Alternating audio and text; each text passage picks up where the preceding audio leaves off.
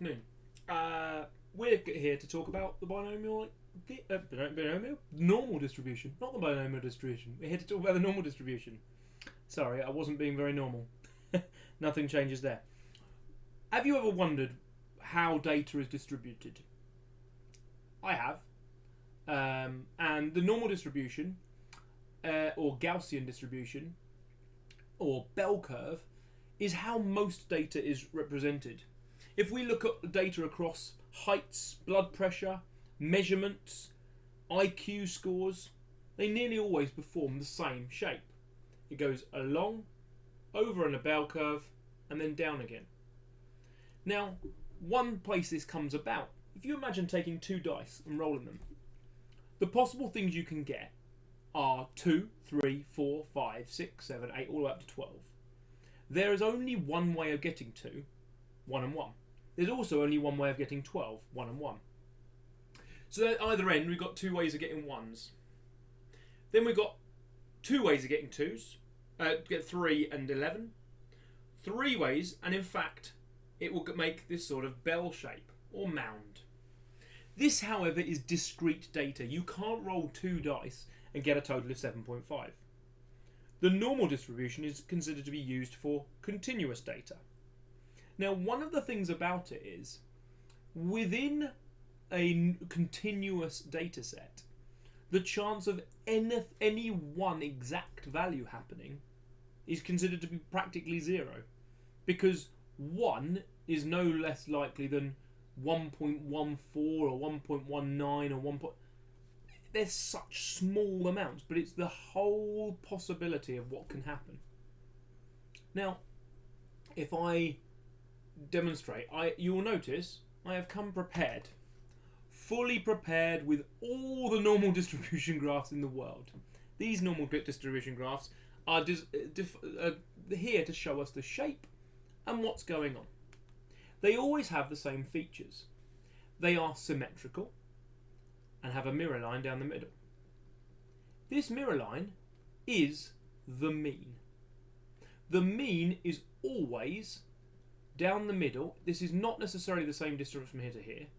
We also have the point here, which is a point of inflection, and a point here, where the curve starts to lessen.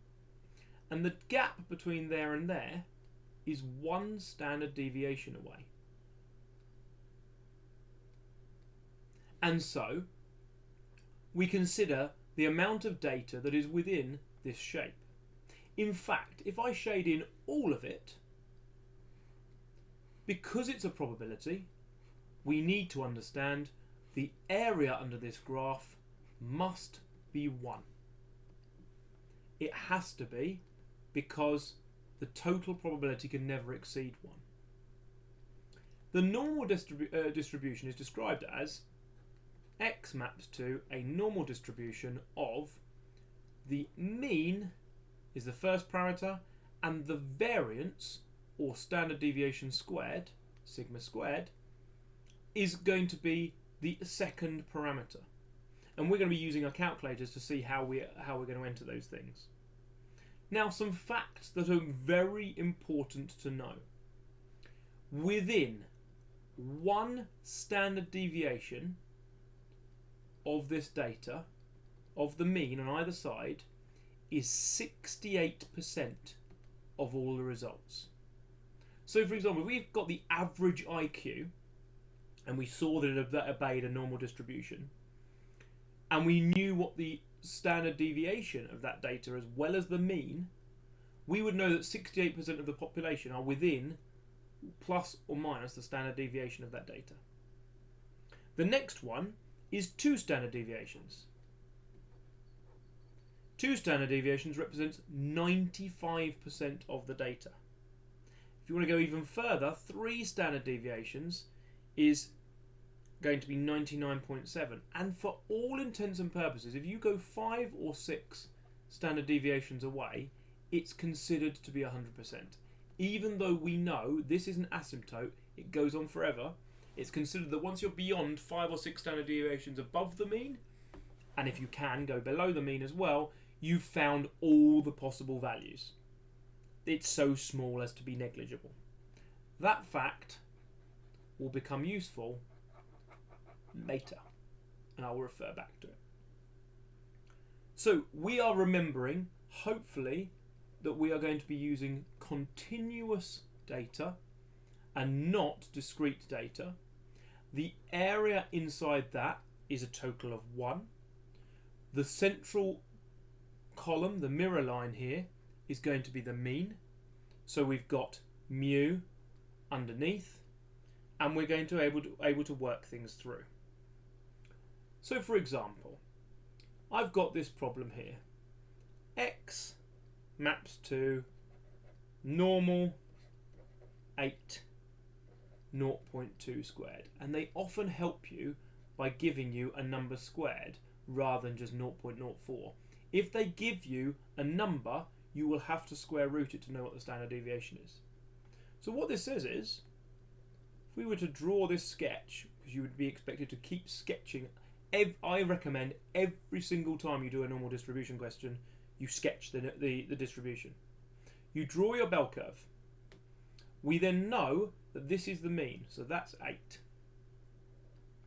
We then know that either side, roughly speaking, there to there is going to be 0.2 and 0.2. So we can say that the probability that x is between 7.8 and 8.2 is equal to 0.65. 6.688. 68% of the data is within that range, so the probability that x is between 7.8 and 8.2 is 0.68. Notice we do not need to do these. If you do, that's fine, but you don't need them, because the likelihood, as this is what we talked about earlier, the likelihood that they are exactly on, because it's continuous data, exactly on 8.2 is so negligible that you can just put less than. You don't need to include or equal to's. They're entirely optional. We can also write, therefore, the probability of it being between 7.6 and 8.4 is going to be 0.95. You can also calculate some stuff. We can even work out the probability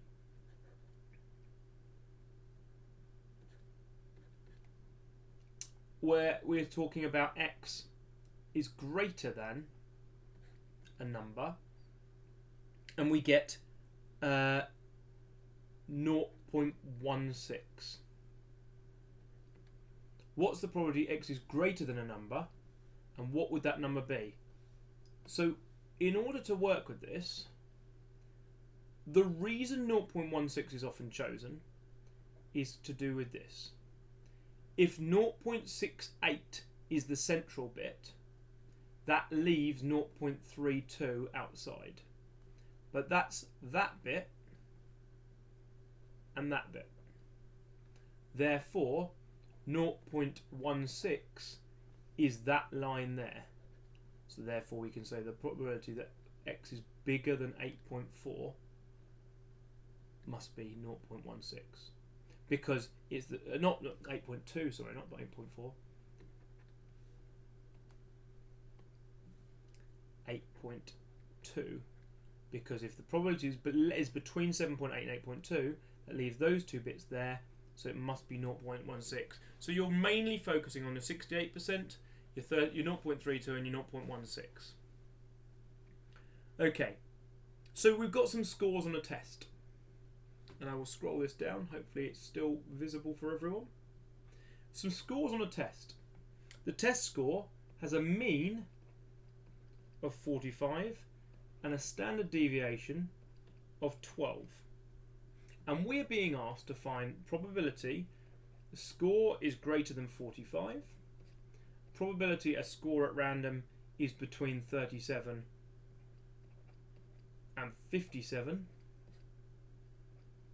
and the probability of which scores has an answer of 0.95. And to do this, we're going to use everything I've covered so far on the binomial and the normal distribution. So we've got S maps to a normal distribution of 45 and 12 squared. That means that is 45. So the probability that you are above the mean, well, it's halfway, it's a mirror line. Must just be 0.5. That was straightforward, and I would always I'd show a diagram to shade that section off. The second bit is between 37 and 57. Well, here's 37, and here's 57. And that has a distance of 12, which just so happens to be the standard deviation. And we already have learnt that if it's the mean plus the standard deviation, then it must have 68%. Therefore, that is 0.68. The final question says, between what values is it 0.95?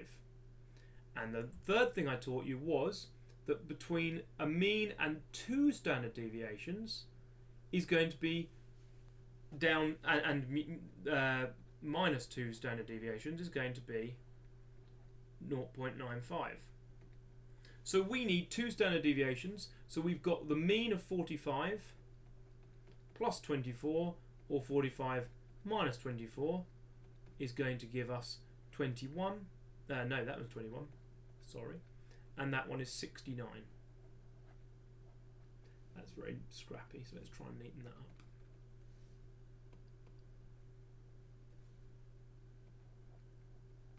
So we've got 69 and 21, so that must be 69, other way round. You tell it's been a long day. 21 and 69. So what we've got here is this use of this idea of the 68%, of the 95%, and the fact that the mean is always halfway. Okay. How are we going to do this on our calculator? Well, I want to be able to enter this information and find these numbers. Just because I've told it doesn't make it any more useful. Well, what about if I say that I wanted to do this question we're about to do now,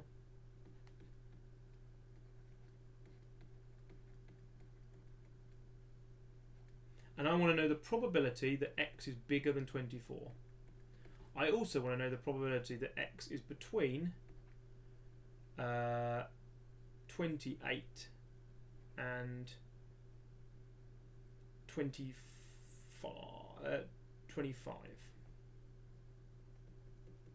So here's my mean of 30. Here is my line for 28 and my line for 25. That is what we're looking to find out. We know it must therefore be less than 0.5, but we need to use our calculator to do so. And here's what I do. Here's my scientific calculator. I've put it onto the statistics function. I'm going to use the distribution, normal distribution, and I'm looking for NCD. NCD allows me to find, hopefully that's not behind me, find the data. So we've got already programmed in, we can see I want to know the lower value of 25, the upper value of 28, sigma of 4, note it doesn't want it squared, and mu of 30. Enter that, and it tells me that the probability of this one here was 0.203. So that gives me the probability that's between those two. But this one is x is greater than 24. Here's 24. It just needs this whole range. Now I did say I'd come back to something from earlier. The chance that we're going to be greater than 24 is effectively up to infinity, because that goes on forever. It's an asymptote. But once we've got above 5 or 6 standard deviations, or suitably huge, it's effectively considered to be all of them. So because we know the standard deviation is 4 here, if I just do this whole calculation with my lower value of 24 and my upper value of 300, that's way more than 5 standard deviations here would be 20. 50 would be enough. I'm doing 300 to be on the safe side. So I can go back, I can tweak these, so I will go back and change that to 24, and my upper value is going to be 300 just to get it massive, so it's definitely in the right place. And we've kept the 4 and the 30 the same, and the chances of being more than 24 in that case are 0.933. So that's how we can use the normal distribution to find values. When I was at school, it used to be that you wouldn't be able to do a program in 2 values. You'd have to program in 1 and do a series of takeaway calculations to find out what's going on. But now we can do it like this. The only time it gets a little bit more different, not difficult, but different, is if I copy this one more time. They're in the way. So if I do that one more time, if the question was asking me about what is the probability that x is either smaller than 24 or x is bigger than 31. Here's our mean of 30. Then 31 is there and 24 is there. It is asking me what this probability is. Therefore, in order to enter this, the easiest way to do it is switch it round, find this bit here, and remember that the total is always 1. So this answer must equal 1 minus whatever p is here, if p is x is between 24 and 31. So you can find that value using the calculator and take it away from 1. So again, we've got, we're using it, pressing exit. We're going from 24 up to 31 this time. Using all the same data, we've got 1 minus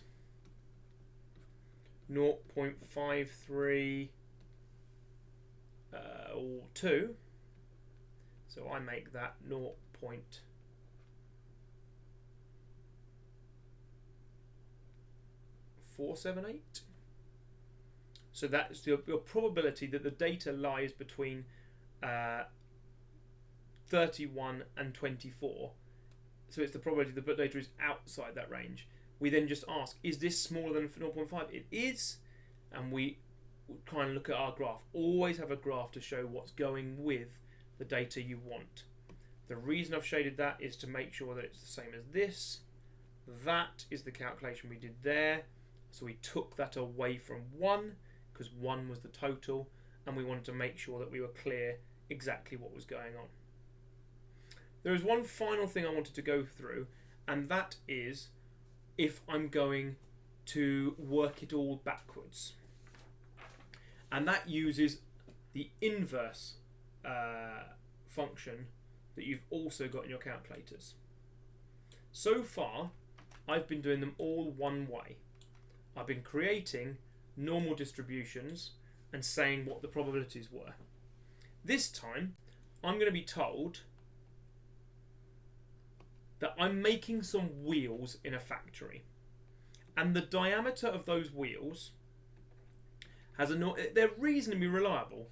They're 60 centimeters is the mean, the mean, but then there's a variance of 1.5 squared. What this is saying is that nearly all of them are 60, but I want to know what's the probability. Where is the middle 80% reliability? So with the middle 80% reliability means that I need this calculation to have the answer 0.8. So I need the inverse normal function. And on my calculator, that is shown if I exit out. Oh, I did not mean to do that. If I exit out, I can go exit, exit, and when I go to distributions, normal, instead of NCD, I want inverse normal. So this is creating where 80% reliability is. That is 80% reliability. 80% is up to that value. We want to know what's the 80% certainty. So up to that value. And you can see on my calculator it says the tail is going to the left and it's got an error of 0.8, which is what I wanted, and I've got 4 and 30, so I need to make some changes here. I want 1.5 as my sigma, and I also want 60 centimetres for the mean. So it's saying 61.26 centimetres. This is saying 80% of these bike wheels will be less than 61.26 centimetres. Now it used to be that you didn't need to do a calculation using that going the other way, do a flipping around, taking away some areas to see, well, what does that leave it being this side? Because what you can do is work out this bit is the remaining bit of 0.2, take that away. It's complicated.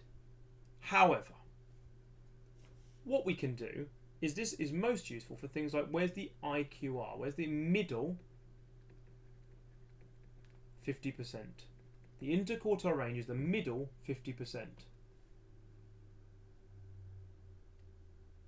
In order to think about safety, where are the middle 50% of these wheels being made? Because we want to make sure that the errors in these wheels is not too big. And in order to do that, I'm going to use the idea of the range being where is that number and where is that number. And so I need to find first of all 0.75 and then 0.25. So if I do it 0.75 and 0.25, it will allow me to find 0.75 will be all the numbers left. 0.25 will be all the numbers left. If I then take that one away from that one, I will get the value. So let's do that on the calculator. We are going to go back one step. Instead of 0.8, we're going to go up to 0.75. And we've got 61.01. So that's the size, the 75 percentile. We now want the 25 percentile.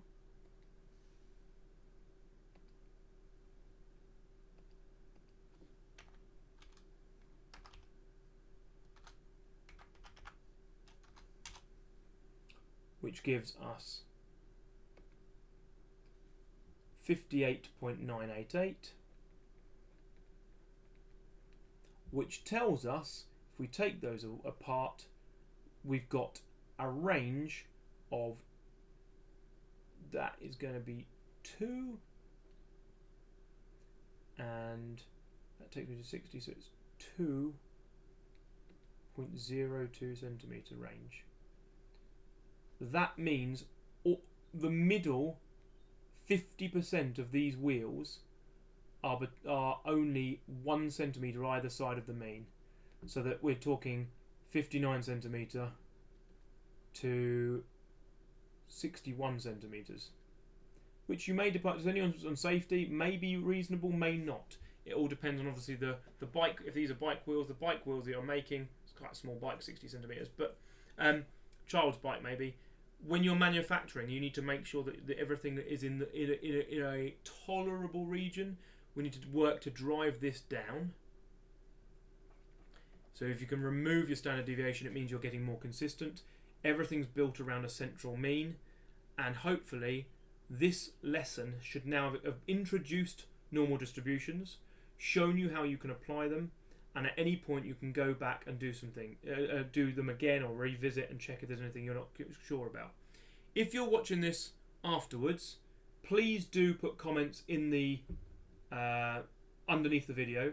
I will keep checking them. I will respond to them. I understand A-level students aren't necessarily doing this, wanting to do this live. That's absolutely fine. I'm probably going to stop after this week doing live videos for A-level. I'll probably make them more just videos that gradually appear, so they might be a bit more swish and I can cut and edit when I make mistakes. But if you've enjoyed it, give it a like or a subscribe and let people know that there's A-level material being available, and I will happily do topics that people want. This is stuff that some Year 12s aren't getting at the moment because many people are off on lockdown, so I'm trying to make sure that everyone stays together. This is also Year 13 things. If it's been useful to you, then that's fantastic. I have been Mr. Harris. Thank you very much for listening. I will be back here on Friday with something else. I cannot off the top of my head remember what it is, but check back then to find out what's going on. Thank you very much.